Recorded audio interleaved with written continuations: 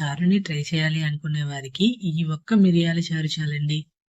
చారుని ఒక్కసారి రుచి చూస్తే చాలండి, గ్లాసులు గ్లాసులు తాగేస్తారు. మరి లేట్ చేయకుండా రెసిపీని స్టార్ట్ చేసేద్దాం పదండి. ముందుగా మిక్సీ జార్లోకి 1 స్పూను మిరియాలు, 1/2 స్పూను జీలకర్ర, అలానే మసాలాకి సరిపడినంత కల్లుప్పును వేసుకోవాలి. 1 స్పూను వరకు ధనియాలను వేసుకోవాలి. ధనియాలను వేసుకొని బరకగా బ్లెండ్ చేసుకోవాలి. చూడండి, ఈ విధంగా కోర్స్గా బ్లెండ్ చేసుకుంటే సరిపోతుంది. ఇలా బ్లెండ్ చేసుకున్న తర్వాత 3 నుండి 5 వెల్లుల్లి రెబ్బలను వేసుకోవాలి. అలానే 1 రెబ్బ వరకు కరివేపాకు వేసుకొని కోర్స్గా బ్లెండ్ చేసుకోవాలి. చూడండి, ఈ విధంగా బరకగా ఉండేలా పల్స్ మోడ్లో గ్రైండ్ చేసుకుంటే సరిపోతుంది. ఇప్పుడు వేరొక బౌల్లోకి 1 మీడియం సైజు నిమ్మకాయ అంత చింతపండును తీసుకొని దీనిని 2-3 సార్లు శుభ్రంగా వాష్ చేసుకోవాలి. ఇలా వాష్ చేసుకున్న తర్వాత చింతపండు మునిగేంత వరకు వాటర్ని వేసుకోవాలి. చింతపండుని పూర్తిగా నాననివ్వాలి. చూడండి, ఈ విధంగా చింతపండుని నానబెట్టుకున్న తర్వాత 2 మీడియం సైజు టమాటాలని ఈ విధంగా పీసెస్ లా కట్ చేసి తీసుకోవాలి. చింతపండుని టమాటాని ఇలా చూపించిన విధంగా చేతితో మ్యాష్ చేసుకోవాలి. మిక్సీ జార్లో వేయకూడదండి. ఇలా చేతితో మ్యాష్ చేస్తేనే మన మిరియాల చారుకి ఆ ఫ్లేవర్ అనేది చాలా బాగుంటుంది. టమాటాలు చింతపండుని గుజ్జులా అయ్యేంత వరకు మ్యాష్ చేసుకున్న తర్వాత బౌల్ని పక్కన పెట్టుకుందాము. ఇప్పుడు స్టవ్ ఆన్ చేసి ప్యాన్ పెట్టుకుని 2 స్పూన్ల వరకు ఆయిల్ని వేసుకుందాము. మనం చేసుకుంటున్న మిరియాల చారుకి ఆయిల్ ఎక్కువగా పట్టదండి. 2 స్పూన్ల వరకు ఆయిల్ వేసుకొని 1 స్పూన్ వరకు ఆవాలు, 1/2 స్పూన్ వరకు జీలకర్ర, 1 రెబ్బ వరకు కరివేపాకు వేసుకొని లో ఫ్లేమ్లో ఆవాలు చిటపడం అనేంత వరకు ఫ్రై చేసుకోవాలి. ఇలా ఆవాలు చిటపడం అన్న తర్వాత మనం ముందుగా బ్లెండ్ చేసుకున్న మసాలాను వేసుకోవాలి.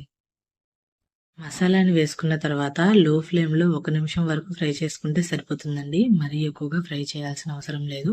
పచ్చి వాసన పోయేంత వరకు ఫ్రై చేసుకుంటే సరిపోతుంది. ఇలా ఫ్రై చేసుకున్న తర్వాత మనం టమాటా చింతపండు పులుసుని దీనిలో వేసుకుందాము. మనం ఎంతైతే చారుని చేయాలి అనుకుంటున్నామో అంత వాటర్ని వేసుకుంటే సరిపోతుంది. నేను ఇక్కడ సుమారు 1 లీటర్ వరకు వాటర్ని వేస్తున్నానండి. మనం చేసుకున్న మసాలాకి తగ్గట్టుగా వాటర్ని వేసుకుంటే సరిపోతుంది. మరీ వాటర్ ఎక్కువగా వేస్తే చారు చప్పగా అవుతుందండి. చారుకి సరిపడినంత కల్లుప్పుని వేసుకొని ఒకసారి మిక్స్ చేసుకొని ఫ్లేమ్ని హై ఫ్లేమ్లోకి సెట్ చేసుకొని 2 పొంగులు వచ్చేంత వరకు మరిగించుకుంటే సరిపోతుంది. సుమారు ఒక 5 నుండి 7 నిమిషాల వరకు మరిగించుకుంటే సరిపోతుందండి. 5 నిమిషాల తర్వాత మిరియాల చారు అనేది ఈ విధంగా మరుగుతుందండి. చూడండి, ఈ విధంగా అయ్యేంత వరకు మరిగించుకుంటే సరిపోతుంది. ఇలా మరుగుతున్నప్పుడు 1/2 స్పూన్ వరకు ఇంగువని వేసుకోవాలి. అలానే కొద్దిగా పసుపును వేసుకొని మిక్స్ చేసుకోవాలి.